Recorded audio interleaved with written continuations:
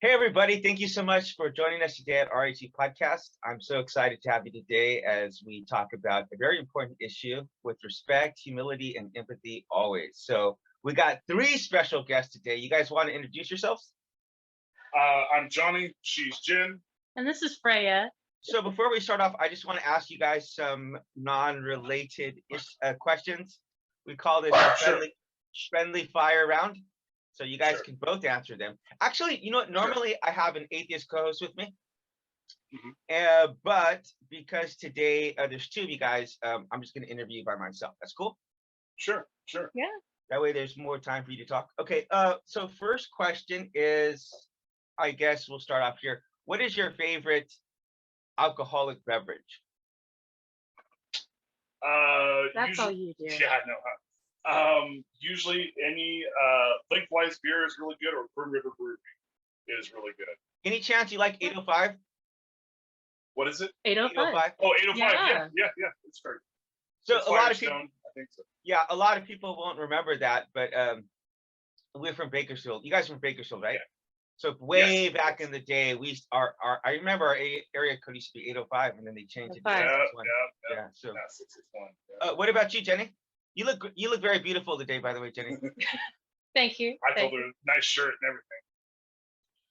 I hope you did not get dressed up for me.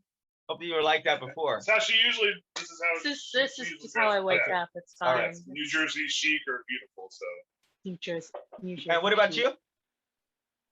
I got hooked on cider when I was living in the UK, so that's my thing. I like Strongbow cider mostly.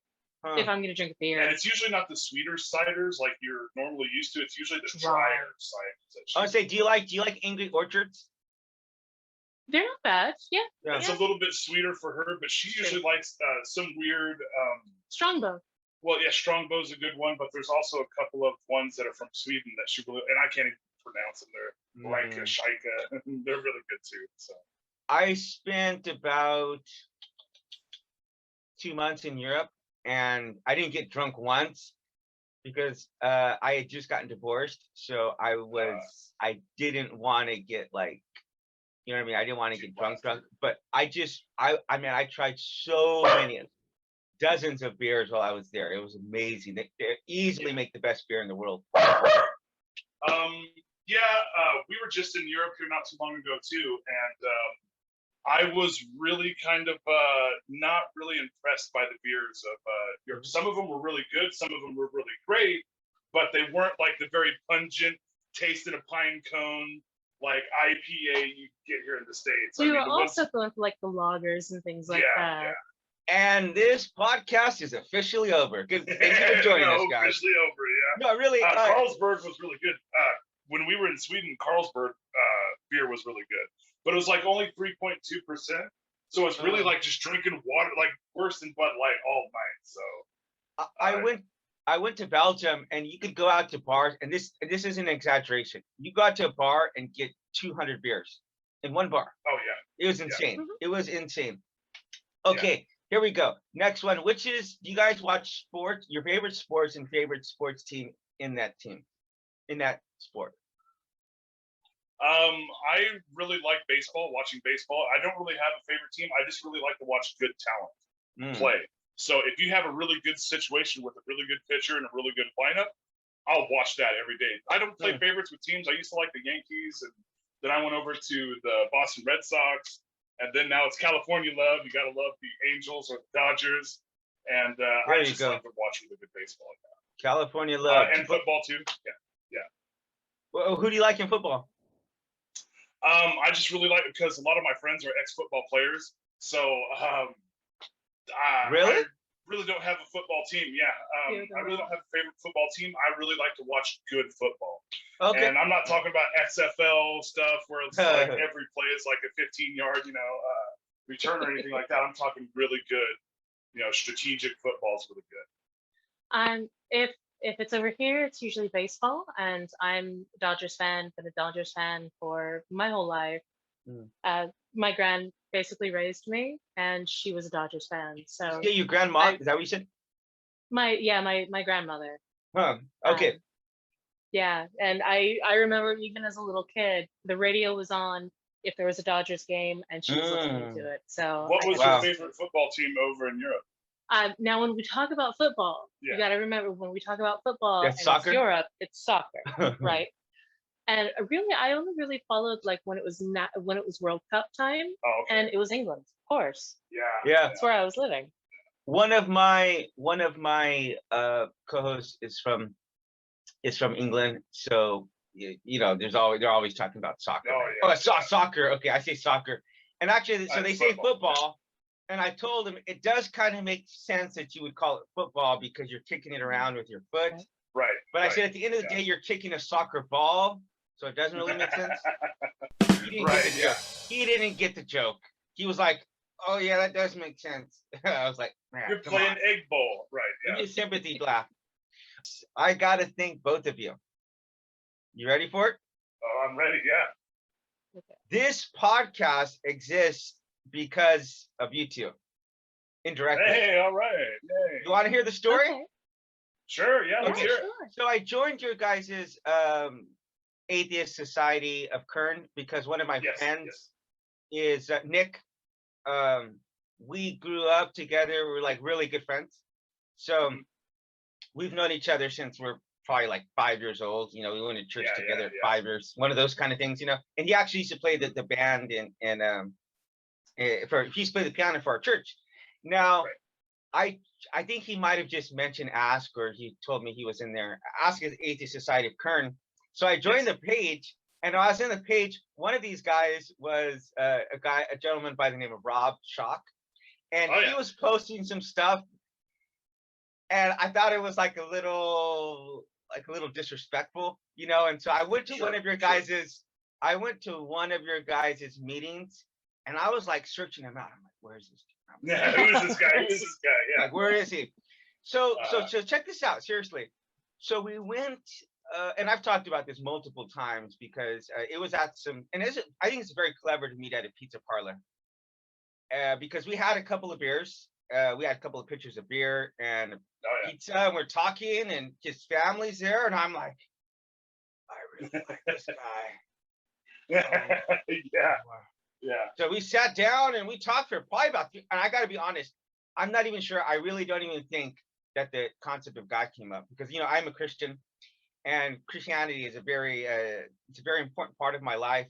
But on the other hand, I'm a human first and foremost. I'm a human. And so we related on some very human issues. And so later on, the idea of talking about topics from two different perspectives and having a Christian and an atheist just have mutual respect and talk about things that it's going to affect us all, like bullying. It doesn't matter if you're a Christian or you're an atheist or a Jew. Like, you're going to be, my wife's Asian, she's going to be subjected to a lot of anti-Asian hatred going on in the world right now, and that's something we could fight towards together against. Jennifer here is the actual founder, when it was. So basically, Ask started at my birthday party. I had a birthday party at Rusty's, and I realized that everyone in the room was atheist, agnostic, some sort of flavor of non-belief, and we made the joke that it's like the Kern Atheist Society in here. And it just kind of stuck. But then we found out that KAS is also the Kern Astronomical Society. Yeah. So we're like, we're gonna have to change it around. And so and someone said, well, what about Ask? We basically came around and organized up together and came up with good acronyms. Ask, and it was perfect because there was a big thing that we were doing at the time called Ask an Atheist. Sure. And so Ask fit perfectly. So last night I was interviewing one of my buddies from Bible college, and he was talking about how atheists get along a lot better than Christians do, because some of the denominations absolutely hate each other. And and that was a great commentary. And he goes, if you take a look at atheists, he goes, they don't really have denominations. And I was like, you apparently don't know enough atheists. I'm like, there are denominations. There's like, I'm an agnostic atheist. I'm an anti-theist. I'm a, you know what I mean? There's like, there's a wide range of, and I didn't realize this. I did not realize this. Like, I have a co-host from Canada, and his name is Sid, aka Sid Vicious. And that's the name I gave him. He prefers Al Sid, but I call him Sid Vicious, which is ironic because he's the nicest. You know, he's Canadian, so he's usually like that way.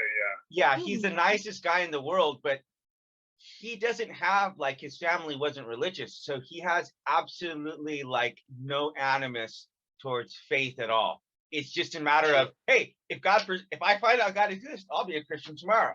And then there's one of my atheist co-hosts. He's an anti-theist, and he's like, I don't care if God exists. He's like, if God exists, I'm going up against him. Like, we're knuckling it up if God exists. So there's a wide they're gonna range. try to find a magic sword to like that. I mean, there really is a wide range. So I guess that's where I want to start off with. And just please, let's limit this to about 1 minute. But I want to ask you guys both is, one, where you fall on this docking scale from like the 1 to 7, 7 being an absolute atheist, and what is like briefly your conversion story. So I'm going to give you my story in a 1 minute nutshell. Sure. But my parents are ministers. They forced me to go to Bible college. I went to Bible college. I did not believe in God. When I saw the hatred, the judgmentalness, it made me want nothing to do with religion, because Bill Clinton was being impeached at the time, and you would hear them, oh, I did not have sexual relations with that woman. Like, you would hear them like making fun of him. And I was like, these people would kill me if they knew what was going on inside of my life, you know? And then I tell other people this. I was in love with a woman, and she went on a missions trip to Indonesia. She got bit by a snake and died. And so it was traumatic. And there was a lot of things that happened. And just, I stopped believing in God. I went overseas, traveled the world, got all the world religions tattooed on my body, head to toe. Looked into all kinds of things, Islam, Buddhism, just a lot of different things. I just went and studied with the Buddhists and Muslims in Palestine, but eventually I wound up coming back to Jesus Christ. And actually 5/16, it was I just celebrated my 7-year anniversary. So anyway, that's a quick nutshell. So I was actually raised in a non-denominational church, actually locally, the First Assembly of God Church. I went to Stockville Christian, and then I switched to public school right around 6th grade or so. And I had always been a Christian, but I had never felt it. It always felt like performative. It always felt like being performative.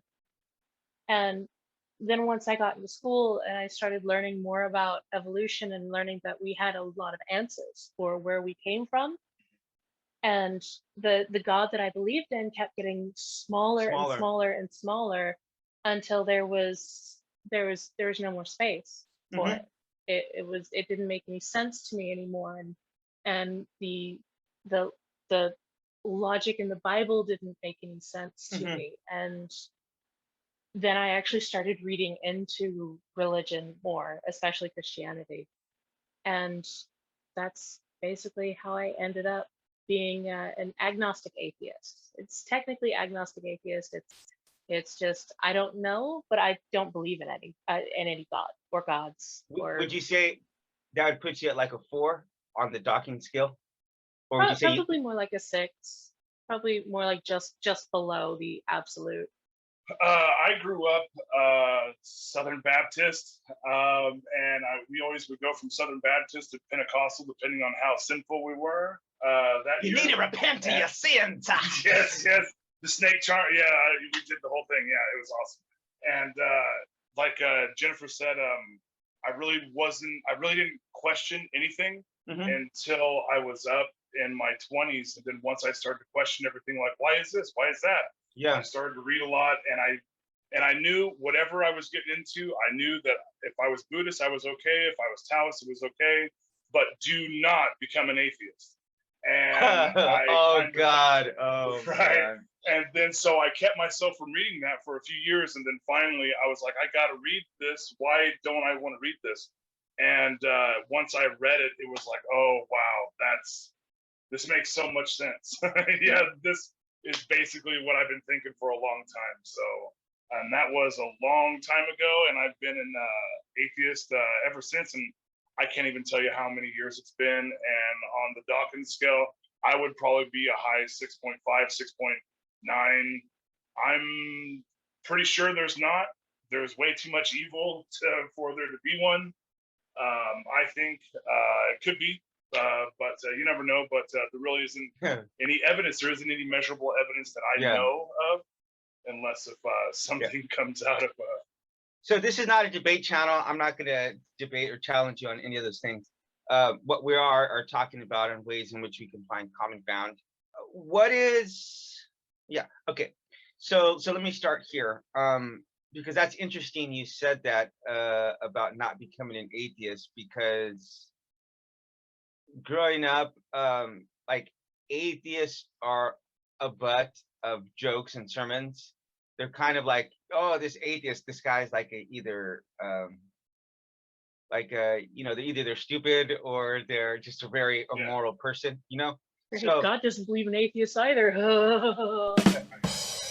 Yeah, I've actually have heard some pretty good atheist jokes and some a good Baptist joke, because the guy who I was interviewing for my college, he is a Baptist, and I asked him in there, I said, what is the difference between a Baptist and a Presbyterian? Either of you know? No. Well, at the liquor store, the Presbyterians wave to each other. Ah, yes.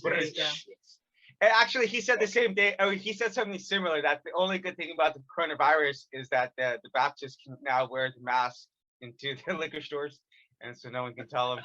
Nice. I thought that was pretty funny. What do you think, like, people's perception of you now is, and do you find is kind of like ask like a secularized church for you, or what is the purpose of ask? It's not necessarily like specifically a support group or anything, but it's a community. That's what I've heard a lot from people who had left the church. Sure. They missed the community. They didn't necessarily miss the sermons or the preaching or anything like that. They missed getting together with people who had similar thoughts on things, or people that they could just talk to. And that's why we started Ask. That's why we have people even now. We've been dark because of the pandemic and a few things. And I mean, we have people all the time still asking, hey, when's the next meeting? When's the next get together? When are we getting together again? And I'm like, as soon as it's safe, guys. Yeah. It's really troubling to me as Christians to see that. And I don't mean this the wrong way, but like that if you guys are atheists and you guys are respecting people more, and like for me, it's like I've seen the Christians being the people who are the most upset about wearing the mask, and I'm like, that just looks so bad on us. It just it's really bad, like when we're the ones. And I'm not going to preach to you about this, but if you look at the life of Jesus, it's more often than not the religious people who like he's going after. And so right. Yeah. I can imagine very well if Jesus was around here walking today, even in this, say he's totally fictional character, just being consistent with his plot, the way that his character is written in this plot, that he would be chilling out with the atheists and the gays and the the drug addicts. Like those are the kind of people he'd be hanging out with. And these religious folks, I mean, he talked about it so frequently about how it's these religious folks who are like always the worst people, like it's like 99% of the time. So I get some of the frustration. Do you think the average Christian thinks something negative about you? Like you guys are like Satan worshipers or something like that? There was actually a poll that was out a long time ago that's put kind of where people trust atheists, and child molester was above. Oh, God. Yeah. So when you take on, when you go to meetings and everything else like this, and you see people kind of like, you just kind of, you have to deprogram. There's a lot of guilt that comes with religion, that if you shed it off you really don't care what other people think. You kind of just, whatever, I'm going to do my thing. Yeah. So I really would like you guys to check out some of the other episodes we've done in this podcast, because one of the things that we've done, and we've done multiple different things. Okay, so Rob and I, we took turns poking holes in each other's arguments. Okay, then we turned the guns in on ourselves, and then we looked for the weakest holes in our own arguments. Then with my other atheist co-host, we still manned the other people's arguments. So instead of straw manning arguments, right, we still manned them. And we talked about the best things that we found on the other side of the spectrum.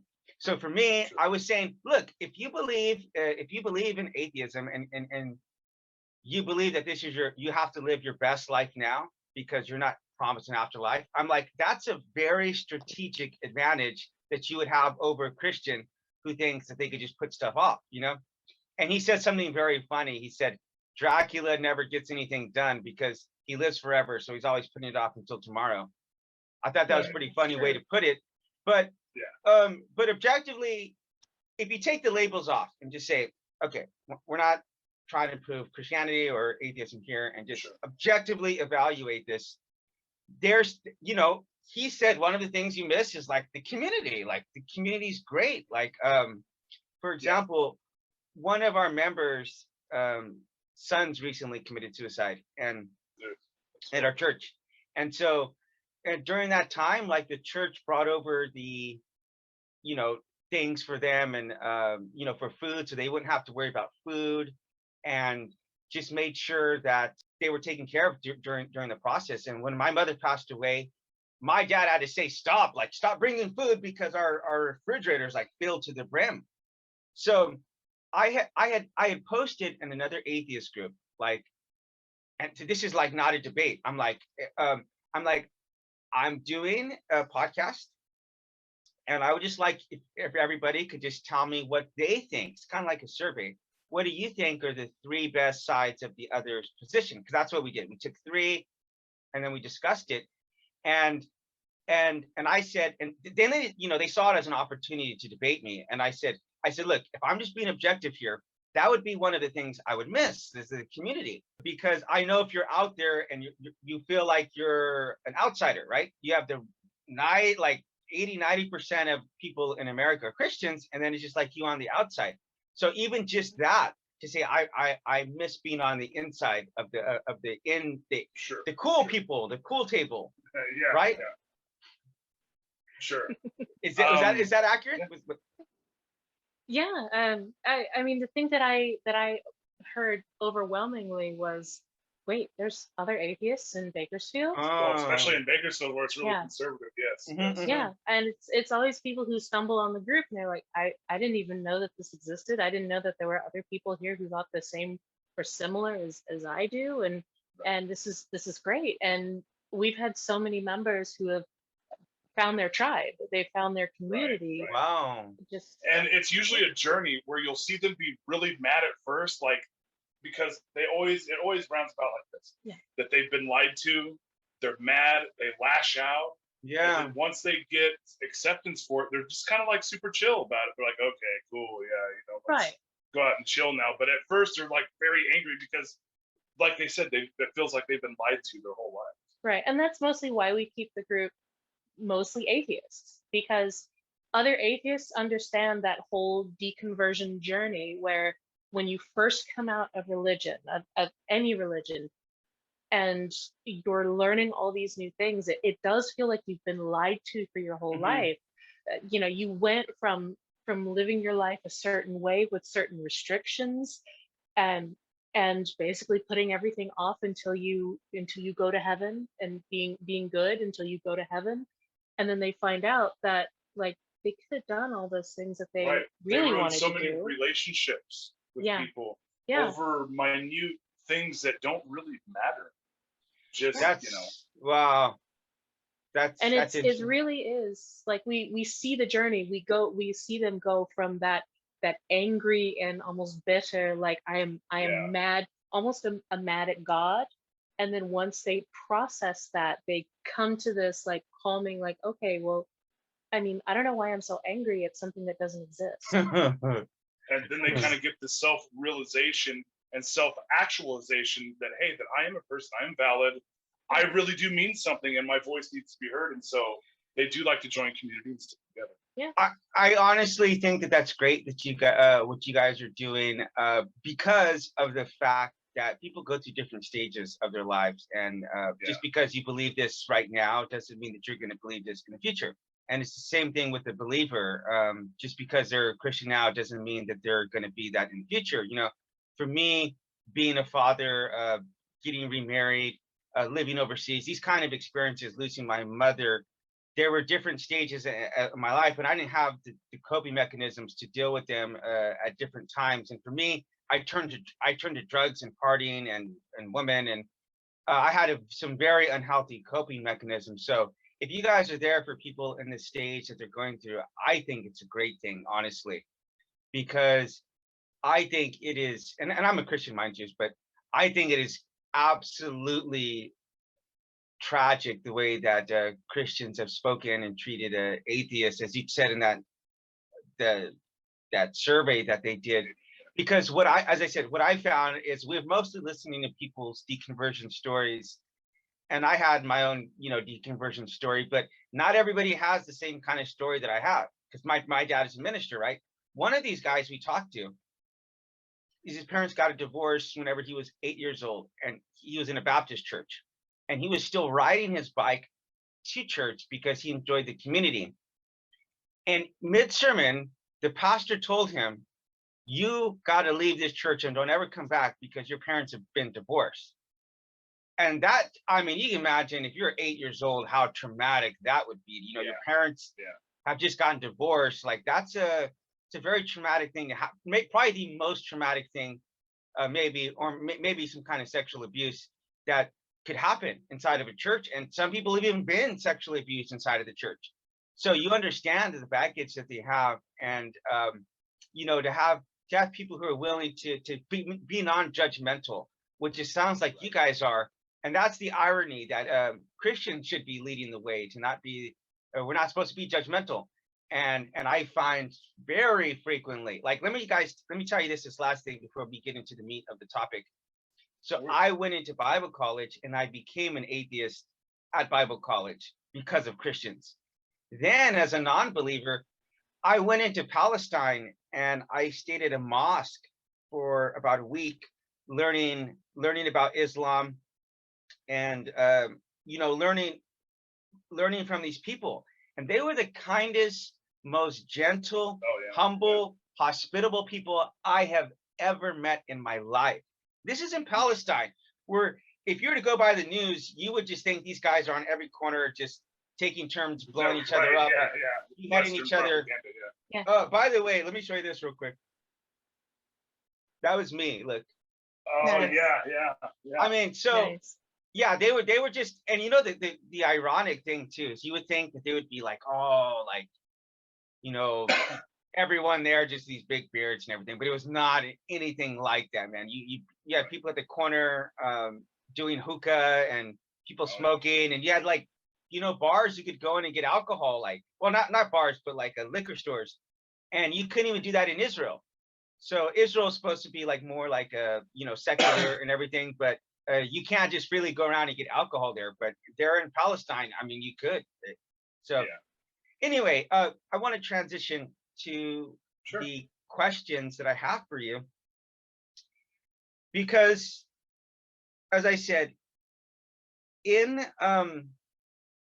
podcast, we're not looking to debate topics. Okay, we're not, or if we do, it's my co-host Darrington, he likes to say these are like sparring matches, right?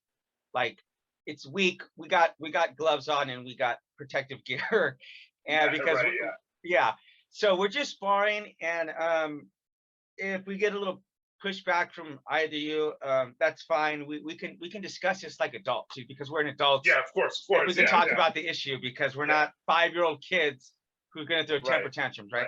So, right. Yes. With that being said, thank you. I mean, I gotta say something. I wouldn't call myself a Democrat. I wouldn't, because I would say I lean more left. On a political spectrum, I would be probably like 55, 45 more liberal and 45% conservative, because I think both sides have good ideas. Like if you try to say these guys are right 100% of the time, they're right 100% of the time, and these guys are right 100% of the time, that's going to lead to some really, really distorted thinking. So when you think in extremes like that, it's just not something I do. So that being said, I tend to be more liberal. So I would assume that you guys have more of a liberal persuasion, correct? That's almost a 4-letter word for us. Yeah, we're socialists. Yeah. Okay. We are beyond Democrat. We're leftists. Well, you're in good company, because Jesus was a socialist as well. So you guys are on the right track. Actually, I'll take it. Oh God, have you never read Acts chapter 4? Is that when Jesus overturns the tables the of the table temple? of the temple? I promise you, I'm not going to read you any Bible verses except this one. But listen to this, yes, please. And please tell me this is not the purest form of communism you've ever heard in your life. Okay, all right. Now, mind you, Jesus goes to heaven, and 4 chapters later, I'm not going to give a sermon. I'm not going to tap the Baptists inside, but just listen to this, because it has to do with socialism. Okay, here we go. Sure. All the believers were one in heart and mind. No one claimed that any of their possessions was their own, but they shared everything they had. With great power, the apostles continued to testify to the resurrection of the Lord Jesus, and God's grace was powerfully at work in them. There was no needy person among them. From time to time, those who owned land or houses sold them and brought the money from the sales and put it at the apostles' feet, and it was distributed to anyone who had need. Ouch. Yeah, so it's like, there it is. Yeah. Yeah. So, and I got another verse tattooed on my arm that says, like, the love of money is the root of all kinds of evil, and we brought nothing into the world, and we're not going to be able to take anything out of it. So the reason why I'm telling this is because if that's what you guys believe, again, you guys believe probably a lot more in line with the Bible than a lot of other people, a lot of Christians do, or probably maybe even more than you believe that you do. But okay, that being said, if you guys are of a liberal persuasion, we probably have a lot of common ground. Like our reasoning may be slightly different, because the reason why I don't want the government involved in politics, or the church involved in politics, is because I think it will hurt the church in the same way like the Church of England has hurt Christianity inside of the UK. Like, you know, the atheist coast I have, he's like, I don't even know any Christians here. And I was like, well, I think you could thank John Lennon for that, because I think it was the Beatles. They're the one who stole the lightning from Jesus Christ. But really, though, your average people there, I went to the Netherlands as a non-believer, as an atheist, and I was so happy, because you walk around and there's just churches, these amazingly beautiful churches, and they've been converted into community centers or libraries because nobody goes there, because people see how much religion has been abused. So that being said, we can start first and foremost with recognizing that we are both secular humanists in that sense. Would you agree with that word? Yes. Okay. And how would you define secular humanism, Jennifer? Secular humanism for me would be basically taking care of your fellow person. Wow. Without regard for whatever religion they are, whatever race, whatever creed. It's absolutely taking care of your fellow person, because we're all stuck on this rock spinning through space at thousands of miles an hour. Right. And you know, we all come from the same place, and we all go to the same place. And you know, I don't mean to butt in here, but even when somebody's being very angry or push back or confront of, try to have the empathy to put yourself in their position and understand where they're coming from, and maybe you might be able to bridge a gap there and help the person out somehow. So that's basically what I also would like to put it in there, Yeah. in secular humanism, is that it's also being understanding. Yeah, it's like when you go to a restaurant and you get poor service, we still leave a tip because we don't know if the waitress just got word that her father died, or the waiter's kid is sick in hospital. Yeah, their mind could be We usually elsewhere. leave a bigger tip if that's really bad. True. Yeah. You know, wow. I'm very convicted about that, what you just said. But you know, restaurants hate Sunday. You know why restaurants hate Sundays? Bad tipping, yeah. Because the church folks come God. in. Oh, I was in yeah. the restaurant business for 25 years. I know. Oh God. It doesn't even surprise me in the slightest sense of the word that that atheists understand a lot of these things better than a lot of believers do. It does that sits on a 0% surprise. It doesn't even register in my mind because having been turned into an atheist at a Bible college twice, mind you, I went 2 different times, and both times I was turned into, you know, an atheist, just seeing the level of hatred. In fact, you know, later today, literally later today, my atheist co-host, his name is Sid, aka Sid Vicious. He's going to be coming on, and we're going to be interviewing someone from my Bible college who he went to school with. And I got to tell you this: you guys don't really seem like the very hateful, angry, like No. this type. But that being said, to the angry atheist types, when you are going to see behind the scenes of what we are subjected to at Bible college, you're going to have a lot more empathy for Christians. You know, when you see how we were seated and what we were taught in Bible college, you're gonna take a step back and say, let's throw my beliefs out the window for a second, okay? And I'm just gonna think about this objectively. You know, like when we have atheist co-hosts come on, or atheists come on, and they tell us about, you know, being abused physically by their moms as a child, and I can say, I relate to that. Like I relate to psychological and physical abuse, verbal abuse from my mom. So we relate on this issue. This is an empathetic issue, and this is why we put empathy as one of the letters in this podcast. It's so important. And Sid said something so amazing. He said, it doesn't matter if you agree with the person or disagree with the person. He says, this is what you need to do. And it doesn't matter which side of the aisle you're on. He says, you need to take their thoughts and just hold it in your mind for a second, okay? Because people hear people's thoughts and they want to dismiss it because they want to disprove them, right? So if you have empathy, actually, you need to genuinely understand, why does this person believe the way that they do? You know, like here's an example. I'm not like a Trumpster, right? I'm not a right-wing QAnon person, but objectively speaking, I live in South Korea, so I've been all throughout Asia. And I take a look at Asia and I'm like, dude, we got like 10, 15 years at the top, and these people are going to overtake us. There's no way Americans are going to compete with this. I'm telling you, I see this. Yeah.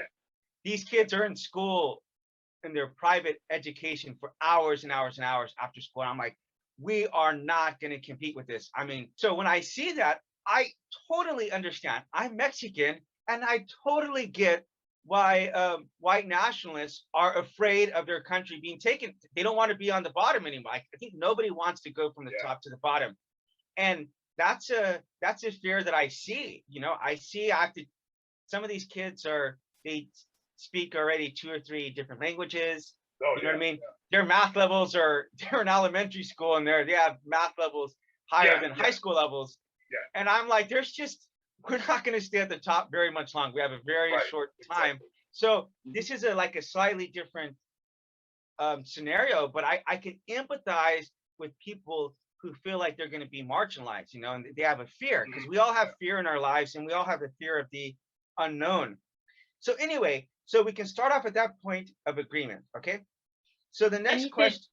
I'm sorry. You could also you could also say that, especially when it comes to, like, you see a lot of the outrage from white males, you could also say that they've seen how women and Black, Indigenous people of color have been treated they don't want to be treated like that.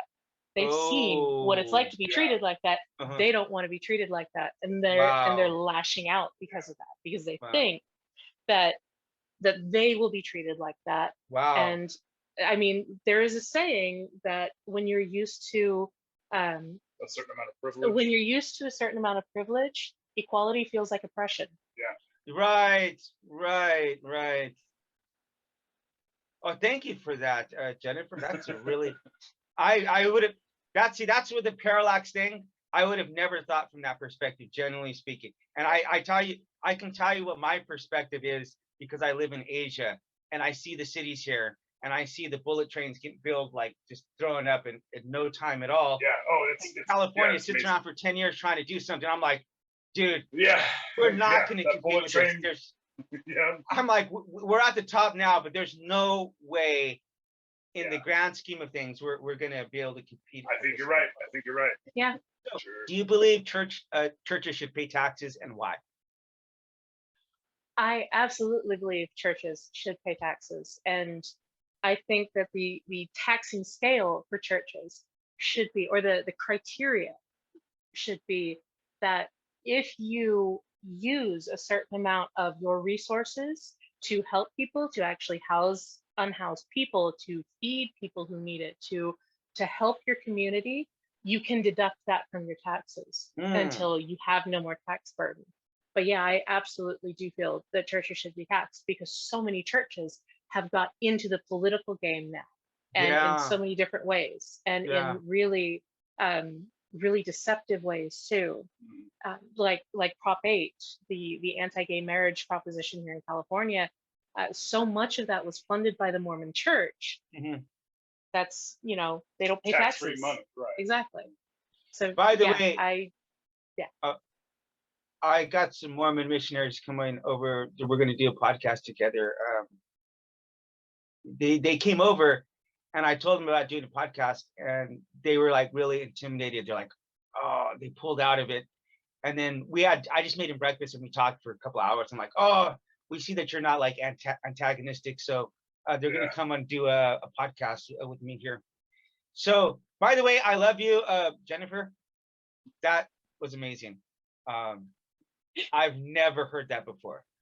If things don't work out with John, you give me a call. Yeah. No, that's amazing. I've already got a couple of husbands lined up. Okay, honestly, that's really is amazing. That's wow. So I do believe that churches should pay the taxes. Maybe not for the exact reason why you might think. Part of the reason why, so that is part of the reason why, because they do get involved with political stuff that I'm totally against. But I think it's more of a strategic thing, because if you don't, then people are just going to get angry at you. Like the atheists are just going to be like, they're going to become antagonistic. So, I totally get that. All right. Here we go for you, John. Sure. Do you have any friends or family who are Christian? And if so, what do they think about your beliefs? Most of my family knows that I'm an atheist, and I've come to terms with that.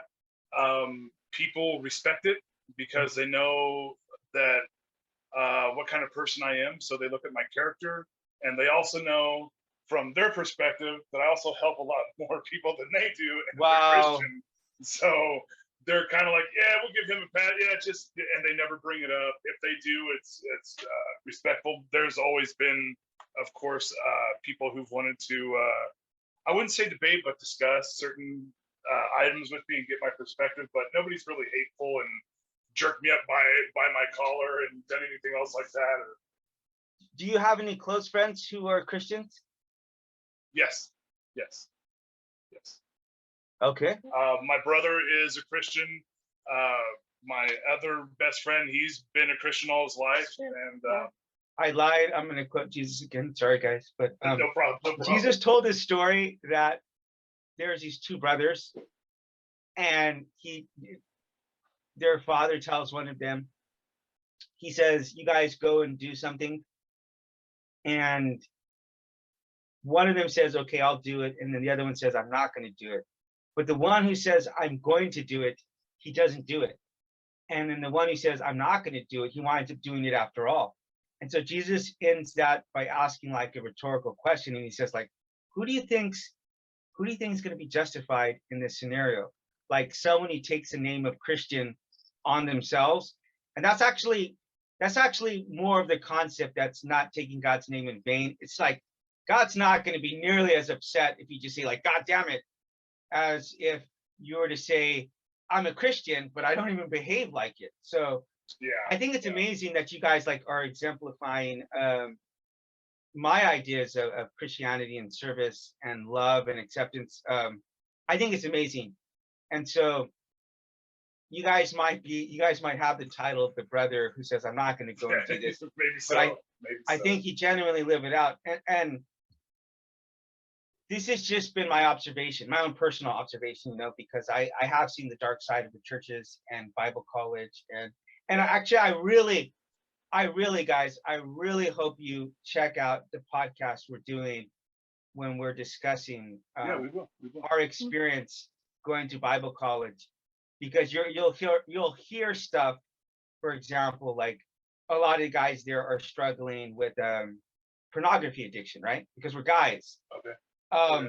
And you just can't discuss things. You just can't discuss things. You can't try to get help. And in fact, a lot of the guys there were struggling with homosexuality, and you're being told, hey, you're the worst people on the planet. Like, do you really think that you're going to be open about that? And so a lot of the guys there who are struggling like that, they're just full out like in a gay lifestyle, and they suffered from a lot of depression as a result. In fact, as a result of it. But one of the guys even attempted like suicide in school, and rather than like trying to help him, they just thought it'd be a lot easier just to kick him out. And I mean, I'm from California. I clearly knew this guy was homosexual. So this is school in the Midwest, so it's a very conservative, extremely conservative area. Yeah. So those kind of people naturally flock to me because, well, first of all, I flew a gay rights flag in my room, right? Because I wanted to throw that left wing philosophy in their face, but I also wanted other people. It attracted other people. It attracted people who. It's kind of like the law of attraction. I was attracting people who had more liberal thoughts. Well, not only that, and you may not have intended it this way, but people would have known that you're a safe person to go to. Right. Yeah, that's true. Yeah, and one of the guys wound up telling me that after. He's just like, I felt safe with you, and I didn't even remember this, but his parents had kind of like ostracized. They had ostracized him, and they forced him to go to gay conversion, and it didn't work. So now he was at Bible college, and he was trying to be straight, and he told me that this is very small to me. Like, I guess he just didn't have like good clothes because he was being cut off, and so I had given him some of my clothes, and to me, I totally forgot it because I give away stuff. It doesn't even register in my mind.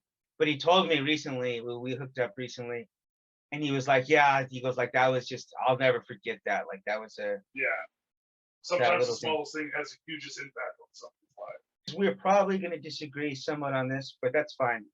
Just seeing the different perspectives. Either of you, both of you can answer this one, but should Christians or any other religious group be forced to violate their ethics in the realms of private business? If the Christian isn't being forced to actively participate in something that they disagree with, is it really violating their ethics? So a baker making a cake for a gay wedding isn't participating in the wedding. They're not going to the wedding. They're not marrying someone of the same sex or gender. They're just making a cake. A cake is morally neutral. Mm-hmm. Is that really violating their ethics? Could it really be seen as violating their ethics? It's just a cake. I mean, it's not condoning the marriage. It's not supporting it.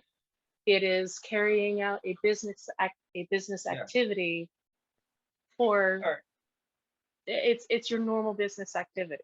It's not like going into a Jewish deli or a halal deli and asking for pork, because they wouldn't sell it anyway. It's they just they probably wouldn't. would. Muslims sell pornography. Okay, well, They sell pornography and alcohol, and you go into like the 7-Elevens and you see them working there. Like money trumps pretty much everything. Yeah. You know what I mean?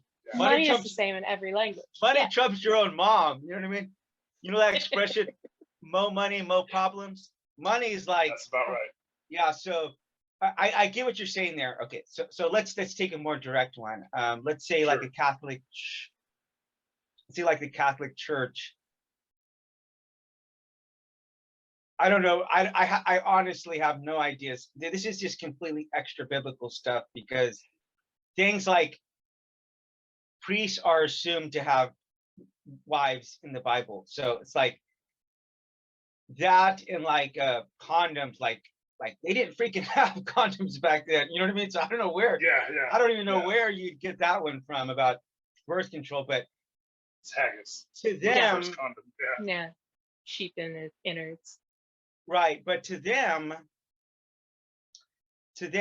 okay, let's just say like an abortion is they're anti-choice. Okay, so should they have to, let's say they have their company, right? Their church, should they have to provide things like birth control, or provide an abortion if that's something that they disagree with? JB, you want to take a crack at that? I got to specify John, but I guess you guys are both JB. Yeah.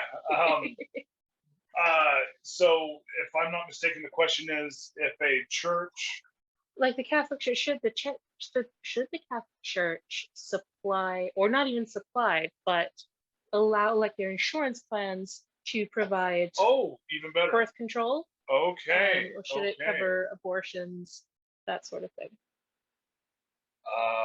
Man, there's so many caveats to this. Long answer, yes, but that's just because there's varying degrees of Catholics. Well, not only that, but I mean, the Catholic Church doesn't typically just employ Catholics. I mean, we're talking about the Catholic Church has religious employees. They have their priests, they have their fathers, their nuns. They have their religious employees, and then they have their secular admin staff that may not necessarily be Catholic. I mean, that might be why they want to work in a Catholic church, but it doesn't necessarily mean that they are Catholic or practicing or anything. And that's the line that I see drawn with basically, like you're saying, with health insurance, and what does the health insurance provide? Because at that point, it's the Catholic Church imposing their will on someone else. It's really the individual if they choose to get an abortion or not. Right, or if they choose and to if be your on faith birth is that good, then you don't get an abortion. That's fine. Yeah, I think we're kind of speaking past each other on this issue, because obviously there's going to be people who are non-Catholics who would want to work at a place, because there are some Catholic charities, or or Seventh-day Adventists who own hospitals, right? Right. So, but the question is, should the church have to provide something that goes against, and it doesn't matter where you are, religiously? And this is where I have kind of a more libertarian, kind of like a invisible hand idea on this one, because for me, okay, mind you, I believe this is only in a private setting, because in a public setting, the government cannot distinguish one way or the other. It's like the government should have no right any way of the spectrum. The government has to be colorblind, has to be orientation blind, all that, right? But I'm going to give the cake as an analogy to also with the gay issue, okay? Because I don't believe, and I could be wrong. This is my perspective, but if a Christian person wants to say, we don't want to participate in someone getting divorced and remarried, okay? Because Sure. people tend to single out gays on this issue, but I'm like, hey, why not take this a step further? And because, like, biblically speaking, like, Donald Trump's not even married to Melania Trump, okay? Because the Bible would not recognize that as a marriage. But man, I would never tell someone that in the government, if he wants to marry 5 other women at the same time, I don't even think the government should be involved in that. I mean, because that, to me, if you're restricting a Mormon or a Muslim, to me, that means you're violating their First Amendment rights. So I don't agree with that. I don't agree with the polyamorous relationships or polygamy or anything like that. I'm not for that. I wouldn't endorse it, but that's a totally separate issue on what should be legal or illegal. So that being said, if I were to say as a minister, one, I am not going to marry you if you're gay or if you've been divorced before. I'm not going to do either one of these. Like, I should not be forced to do that. Okay. It doesn't mean that I'm going to hate them. It doesn't mean that they're not welcome to my church, but I'm not going to do that marriage because it's going to violate my my religion. Okay. Mm-hmm. And so, to me, if someone comes to me as a minister with a pornography addiction, or they're struggling with same-sex attraction, or they're an alcoholic, okay, if they come to me with any of those issues and they say, this is something I'm struggling against, you know, because there's people in my church and ministers who I know struggle with this. So this is not a hypothetical situation, but they're struggling, and you know, they have substance abuse issues or whatever it might be, and they're not just totally accepting it, and they're putting up a struggle. Same thing with someone who might occasionally, you know, who might have homosexual inclinations. All right, that is a difference than someone who says, hey, I'm an alcoholic and you guys don't like it. Tough, you know what, you know, like, just that's it. Yeah. Or I'm someone who's I like cheating on my spouse, and you don't like it, tough Right. luck. Well, does someone legally have a right to do all that? Absolutely. But inside of the realms of the church, I can say, if you're going to work here, you have to submit yourself to the Bible. And so the Bible puts certain restrictions. Hey, I'll be the first to say, I would love to be able to freely commit adultery. Like, I'll be the first to say that. But that's not something I do because of the fact that that's what the Bible says. So if I'm going to be a preacher, I can't just go and say, I'm going to do whatever the heck I want. So that's what I'm talking about. I do believe that, you know, if they don't want to make the cakes, the private sector should be allowed to do that. But I do believe that the invisible hand will shut that down anyway. So if you're not going to make someone a gay cake and or a cake for a gay wedding, they're not going to shop. The gay people aren't going to shop with you anymore, and their friends and family. Like, I'm not going to go and shop at that place as a straight, you know, male. And so I believe that the invisible hand is going to shut you down anyway. So I believe that it's better to be solved in that sense.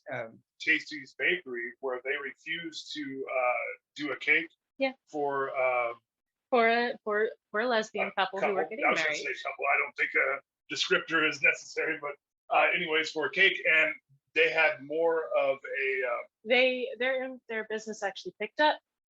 They got donations. They because Really? it now had values of the right wing.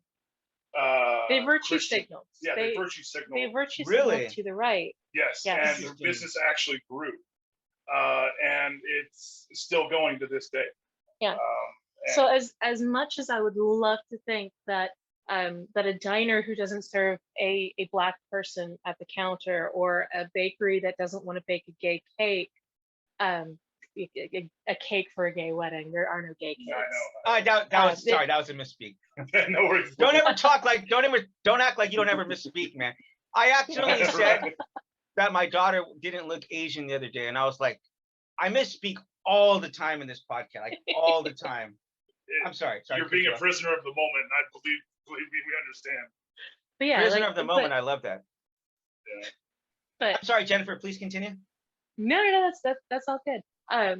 But as much as I would love to believe that those businesses that refuse to serve people because they're Black, because they're gay, because whatever, because they're trans or anything, that their business would fail, they would go down in flames, they would have to realize that they should serve everyone equally.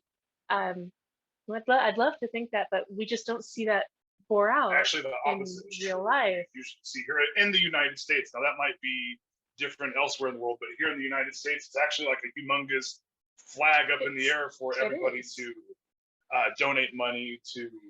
That is contribute.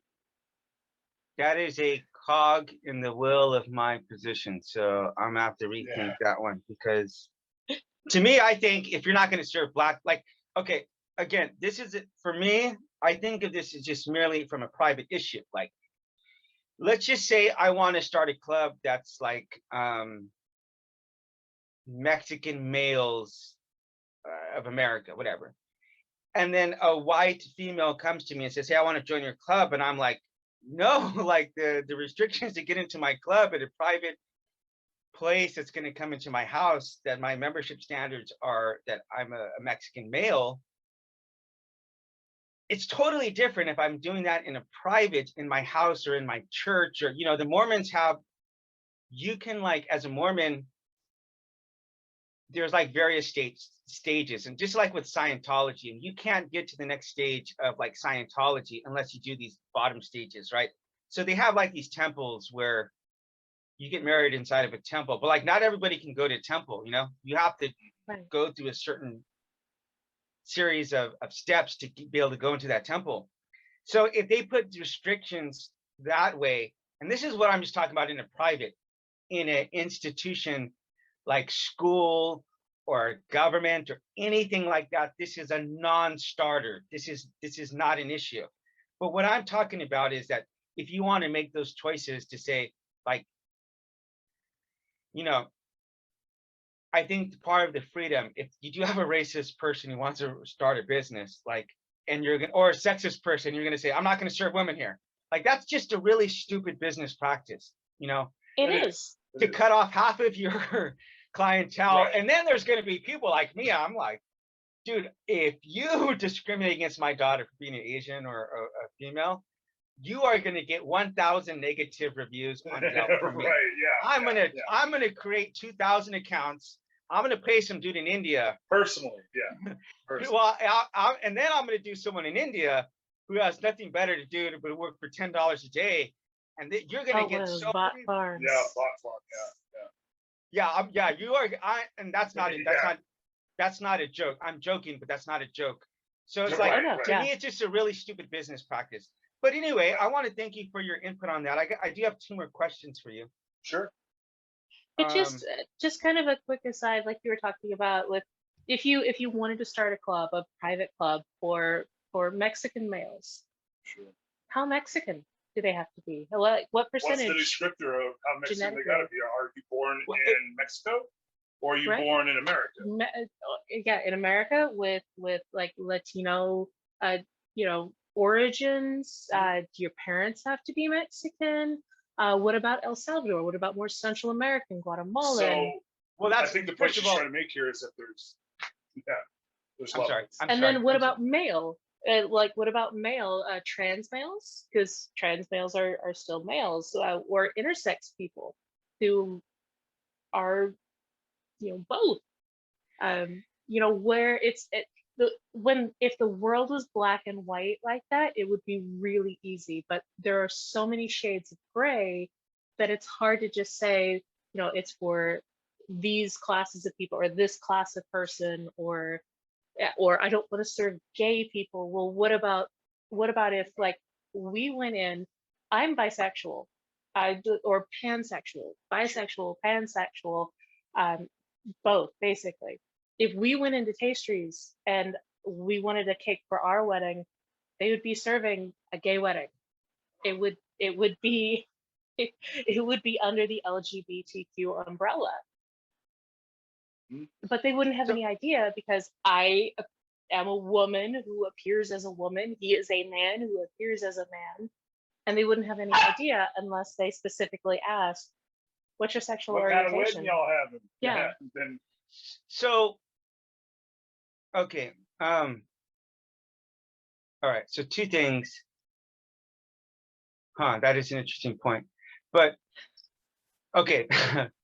Yeah, you can kind of throw things for a loop there. But okay, that actually doesn't, that's actually not probably as relevant as you might think, Jennifer, because what if I did say, because, you know, I am Mexican, so let's say it's Mexican, not Latino, okay? Because I was growing up like discriminated against from people who are actually from Mexico, who could actually speak Spanish, because our parents could speak Spanish, but they didn't teach us because they thought it ironic. That's got to be the definition of irony. They thought it would hurt us to speak Spanish growing up. But you're actually not the only person we know who has said that. Yeah, but who would have thought? Who would have freaking thought? Like my parents would use Spanish to talk to each other. Oh, so annoying. But who would have thought? I mean, God, I wish I would have the insight to know, man. I'd be able to go to travel to 30 countries. I'd be able to get so many more jobs had I had Spanish, you know. But anyway, that's neither here nor there. The point being is that, okay, what if I limited down the spectrum and said, okay, you have to be 50%, at least 50% blooded or more, you know?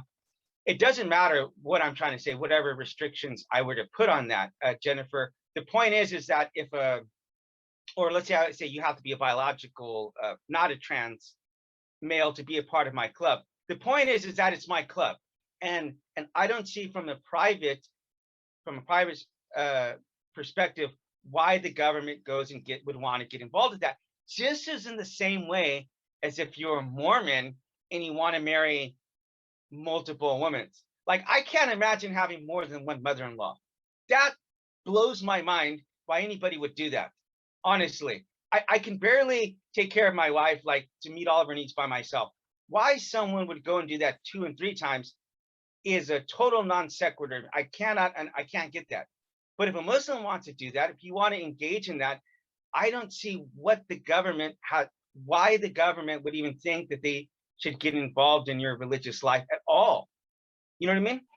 That to me is like, I can't understand the rationale of why they would think that that's necessary or appropriate. Do you see the Declaration of Independence saying that we're endowed by a creator, or saying in God we trust, in the Pledge of Allegiance, or no, I'm sorry, one nation under God, or in God we trust? Do you think that a general affirmation of a God is a violation of First Amendment rights, or what are your thoughts on that? I'm very anti the government being involved in religion at all, but that to me is not an involvement in religion, because you're just affirming a God or creator. But what are your thoughts on that? The Declaration of Independence saying that that we are endowed by our creator, that inalienable rights.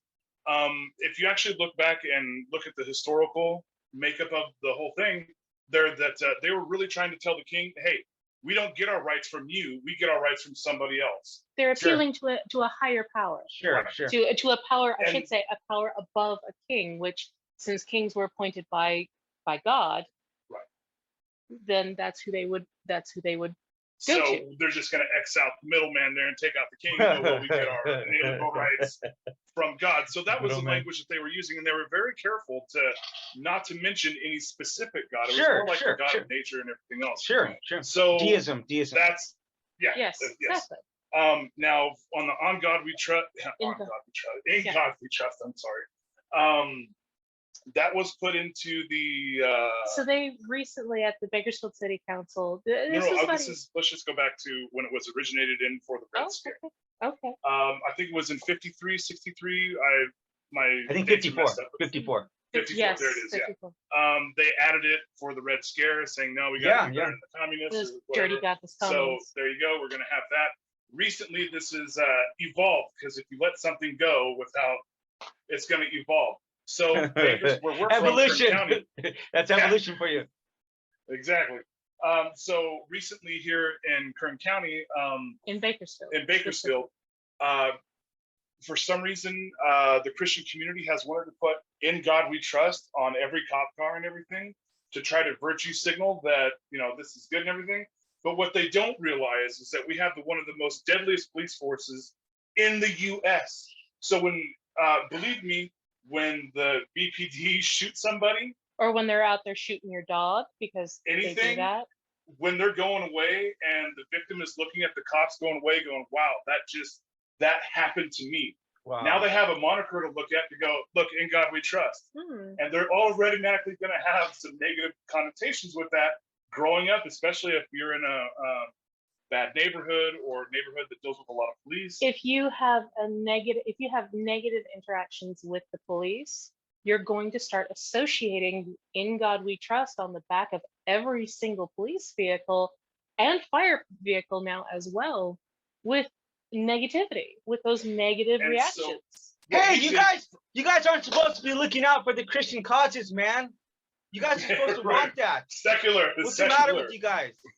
We're looking out for everybody. I'm just kidding. I'm sorry. Yeah. That's it. You know, I would have never thought like that. Would have never even registered in my mind. Right. You guys have said a lot of stuff that just really, I wouldn't even have thought. I swear I would not have thought of. That's what I'm talking about. Like a parallax switch. I swear, Jennifer, we could probably talk from here to kingdom come, and that concept would have never even entered into Isaiah's mind. So I really, really want to thank you for that. So I'm sorry, Jonathan. I'm sorry to cut you off. No worries, no worries. And so that's basically what we were trying to do as a secular organization, as ASK was say, hey, we don't want these on there because, I mean, you know, let's just keep government and God separate. And so that's where I fall on it. I don't care if you like. I hate mesh shirts and fanny packs, but I'm not going to dictate people who say, you know, I'm not going to say you can't wear mesh shirts and fanny packs. You're free to do whatever you want. Yeah, that's where I'm coming from. Those things are pretty cool. I miss the 80s, man.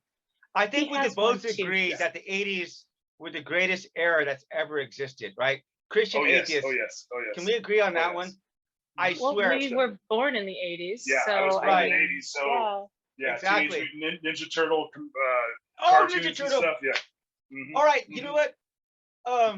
Okay, that's good. I would like to end now, but we like to close sometimes with some kind of like neutral stuff, so that if there was any bad feelings, there's absolutely no bad feelings. Okay. Yeah, because you know sometimes I express my ideas, and it has made some of the atheists, specifically this issue. I'll tell you specifically on this issue. When I was discussing the private issue with Rob, he literally went on for about 45 minutes on that one topic. Yeah. And I was clearly trying to show like, okay, we're not here to agree on everything. If you have those views, I respect your right to have those views. And it's not like my opinion is going to make any ounce of difference on the law over there. You know what I mean?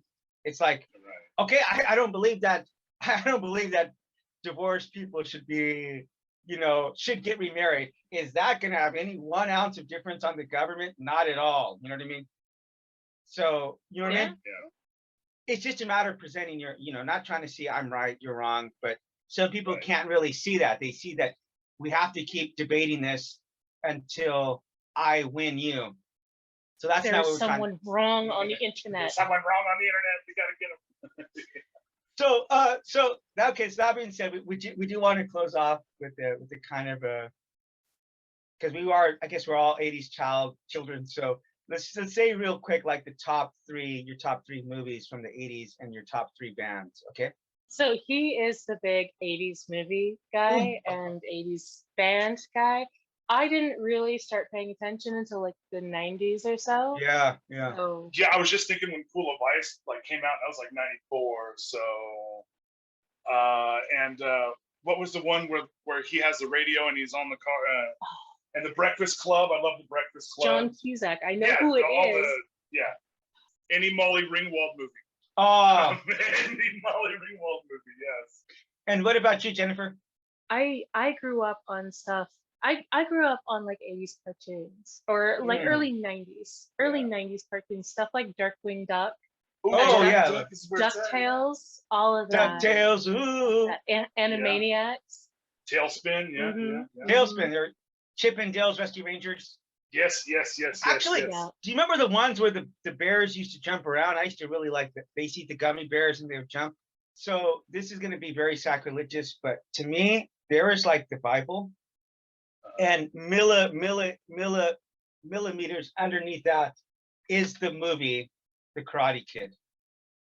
Yes. And Yes. there was a time whenever I was a deist or I was an atheist, I would say it was on par with the Bible. As a Christian, I got to have reverence now.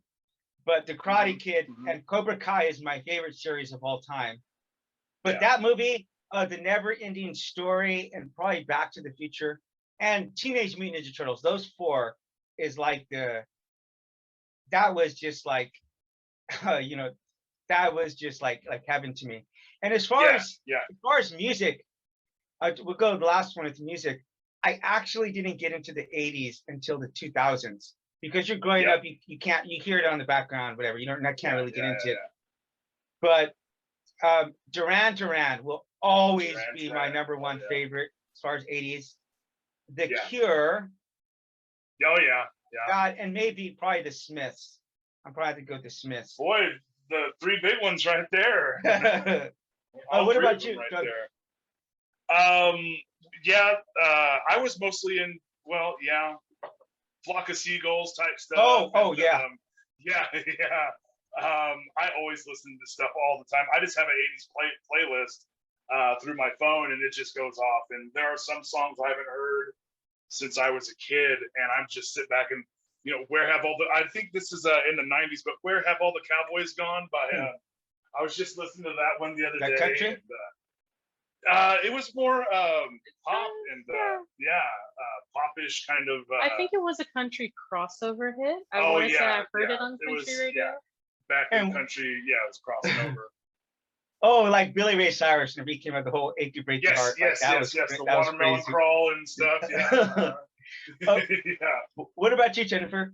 Growing up, I was I liked country music. I went to fanfare in like 1997. It was the greatest thing that I'd ever done at that point. Wait, what was it called? Fanfare in Nashville. It's a big. It's like Comic-Con for country music fans. So I went when I was just before I went into high school, and it was the greatest thing that I'd ever done. And I couldn't imagine like not being there. So I grew up on country music, and I grew up on oldies like 50s, 60s, Elvis Presley, the Ronettes, all of that. But growing up, my thing was country, and I loved like Garth Brooks, Clint Black, the Mavericks. George Strait. Oh my God, my mom was obsessed with Raul Malo. I mean, try to. Oh, she is right now too. She is right now too. No, listen. Try to imagine this. This is so funny because my mom was a minister's wife, right? And she was a member of the Mavericks fan club. I mean, my mom right here. No, you don't understand. My mom had the biggest, like, lustful crush on Raul Malo. I mean, she was like obsessive, like deadly sin, 7 deadly sins. she went to their concert when they came to the Crystal Palace, and she was all too. She was, I mean, obsessive about this guy, but oh my God, all you ever do is bring me down. It was like probably your favorite. Here Comes the Rain. Actually, my mom played so much country music, like we had to start listening to it, otherwise we would have gone insane. So I still like country music. And actually, I really want to thank you, Jennifer, because you saw me posting in the group, and someone was angry that I was a Christian posting in the group, and you were like, well, we allow Christians in here, who aren't going to be try to proselytize or whatever. And I said, well, I respect you enough to not come in here and to try to poop on your platform. But I was just looking in to your group for people who might want to come on as guests. And amazingly, two members of your group have now been my co-hosts. So you guys have added a very good, having this is a very good, well-rounded perspective. What do you think about that, John? We have more members who want to go on. Yeah. As a matter of fact, we'll throw you some members. Sure. We have a Mormon who's been through conversion therapy. Yeah. Wow. And who will talk about it. Wow. I mean, he went on a big mission to Mexico. Wow. He went through conversion therapy as a teenager, as like a late teens, early 20s teenager. He grew up in the Mormon church. He went to BYU. So he was really steeped in the Mormon culture, and he was gay, and he married a woman. Right. So he went His through all of story that. is amazing. It's So now- fantastic. He's one of my oldest friends. So it's really important that we share each other's perspectives, not our opinions, but our perspectives and how we see things. So there we can kind of learn from our experience, learn from our life experience, really, and that's what's most important. Yeah. If you couldn't see that, I got the heebie-jeebies over here. Those kind of things send chills in my spine because that's just so powerful, and that encompasses what I think empathy is. So yeah, we normally send out gift cards for Starbucks, but you guys, we're also supporting the anti-bullying campaign. So you guys have said to make the donation in your name there, but we are also going to send you out a Starbucks card because you guys really encompass what I think the world needs. And I think you guys have a very good place in what you do with your community of helping people who are making the transition. And that's a good work you guys are doing. And you guys have a very humanitarian minded spirit, not spirit, but your behavior. Yeah, I honestly think this is not trying to butt kiss, or this is not trying to appease or placate, but I really do think that you guys encompass the Christian values like a lot better than Christians. You guys may not want to hear that, but it's true. No, it's fine. It's fine. You guys, it's true, because I do think that after you hear how we were trained in Bible college, this next episode, I think you guys are going to have a lot more compassion and empathy for ministers who are being taught, behaviors learned, whether it's domestic violence or sexual abuse or verbal abuse, like hurt people, and people learn to mirror the kind of behavior that they see as appropriate. Like, so for me, one of the things that's just really caught me off guard is how many people have told me the dysfunction that they came from, that to them that was just normal. Like, it wasn't even until they became like 20 years old where they really realized that something was really wrong about this. Right. And in that sense, like, we're all humans, as you said, we're all humans on this rock, and there's a lot of common ground that we can find in recognizing the plight of humanity, that doesn't matter if you're trans or you're gay or you're straight or you're a polygamist or whatever it might be, that we ultimately have sides of ourselves that we're not comfortable with. People weren't asked to be born a certain way. It's as simple as that. Nobody came into the world saying, I want to be Mexican, or I want to be a woman, or I want to be X, Y, and Z. And so we're all just trying to figure out this life's journey that we're on. And I think the more we can help each other, the better we're going to be on this planet. So that being said, we look forward to seeing you back at the next episode of RHE Podcast. Yeah, anytime. And if you guys want to come back on a monthly basis, I thoroughly enjoy talking to you. So thank you so much, and we look forward to seeing you back again.